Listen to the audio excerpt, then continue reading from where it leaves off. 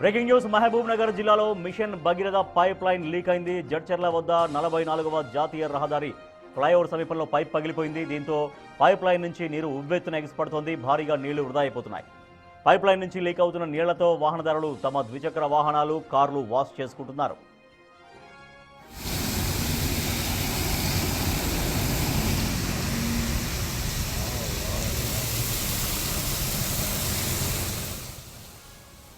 మహబూబ్ నగర్ జిల్లాలో mission Bhagiratha pipeline leak అయింది. ఆ విజువల్ మనం చూస్తున్నాం బిగ్ టీవీ స్క్రీన్ పైన ఎక్స్క్లూజివ్గా. జడ్చర్ల వద్ద 44వ నెంబర్ జాతీయ రహదారి దగ్గర ఫ్లైఓవర్ సమీపంలో పైప్ పగిలిపోయింది. మనం చూస్తున్నాం విజువల్స్లో. ఆ పైప్ పగిలిపోయిన దగ్గర నుంచి వాటర్ ఉవ్వెత్తున ఎగిసిపడుతూ వస్తోంది. నీళ్లు వృధాగా పోతున్నాయి. చాలా గంటలుగా ఆ నీళ్లు వృధాగా పోతున్నాయి. సో లీక్ అవుతున్నటువంటి నీళ్లతో వాహనదారులు కొంతమంది అక్కడ చూడొచ్చు. మనం అక్కడ కొంతమంది ఆగి ఆ వెహికల్స్ వాష్ చేసుకుంటున్నటువంటి పరిస్థితి మనకు కనపడుతోంది. సో అది కరెక్ట్గా అక్కడి నుంచి వెళ్తుంది. ఫ్లైఓవర్ పక్క నుంచి వెళ్తున్నటువంటి వెహికల్స్ పైన మొత్తం ఆ వాటర్ పడుతున్నటువంటి దృశ్యాలు మనం చూస్తున్నాం బిగ్ టీవీ స్క్రీన్ పైన ఎక్స్క్లూజివ్గా.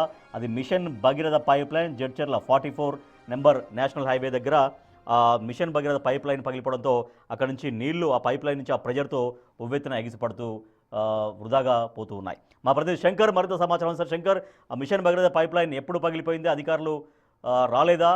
సమాచారం అందిందా? ఏం చెప్తున్నారు అధికారులు?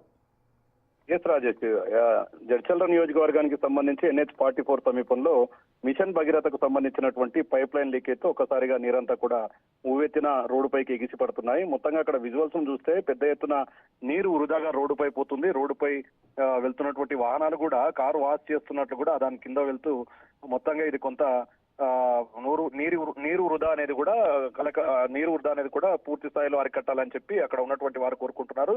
ఈ రోజు తెల్లవారుజామున ఈ యొక్క మిషన్ భగీరథకు సంబంధించినటువంటి పైప్ లైన్ పగిలిపోయిందని చెప్పి కూడా స్థానికులు గుర్తించారు. దీనికి సంబంధించి సమాచారం ఇప్పటికే మిషన్ భగీరథకు సంబంధించినటువంటి అధికారులకు చెప్పినప్పటికీ ఇప్పటికి కూడా దాని మీద పూర్తి స్థాయి శ్రద్ధ చూపకపోవడంతో నీరంతా కూడా ఇప్పటికీ వృధాగా పోతుంది.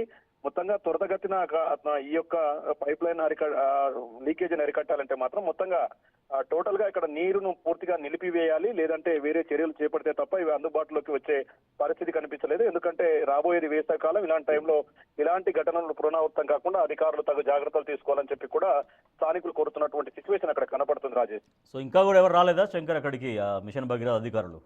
ఎస్ రాజేష్, ఇప్పటికీ ప్రజెంట్ అయితే అక్కడికి ఎలాంటి అధికారులు ఎవరు కూడా చేరుకోలేదు. మొత్తంగా మనం విజువల్స్ లో చూస్తున్నాం, చాలా మంది కార్లు కూడా దాని కిందనే తీసుకెళ్తున్నారు. ఎందుకంటే కొంత కార్ వాష్ చేస్తున్నట్టుగా కూడా వీడియోలంతా చక్కర్లు కొడుతున్నాయి.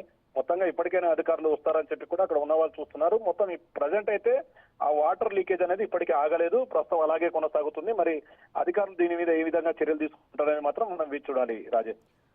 Right, thank you Shankar Goud. అది జడ్చర్లలో నేషనల్ హైవే నెంబర్ 44 సమీపంలో ఫ్లైఓవర్ మనకు కనిపిస్తుంది. ఫ్లైఓవర్ దగ్గరే మిషన్ భగీరథ పైప్ లైన్ వెళ్తుండగా ఆ పైప్ లైన్ లీక్ కావడంతో అక్కడ పగిలిపోయినట్టుగా మనకు కనిపిస్తోంది. సో దాంతో ఉవ్వెత్తిన అక్కడ వాటర్ ఎగిసిపడుతుంది. చాలా వాహనాల రాకపోకలకు కొంత అంతరాయం కూడా కలుగుతోంది. కొంతమంది అయితే ప్రెజర్ కింది నుంచి తమ వెహికల్స్ తమ కార్లు నడుపుకుంటూ వెళ్తున్నారు. సో దాంతో అక్కడ క్లీన్ అవుతుంది అన్నటువంటి ఉద్దేశంతో కొంతమంది ఆ ప్రెజర్ కింద నుంచి కూడా వెళ్తున్నటువంటి విజువల్స్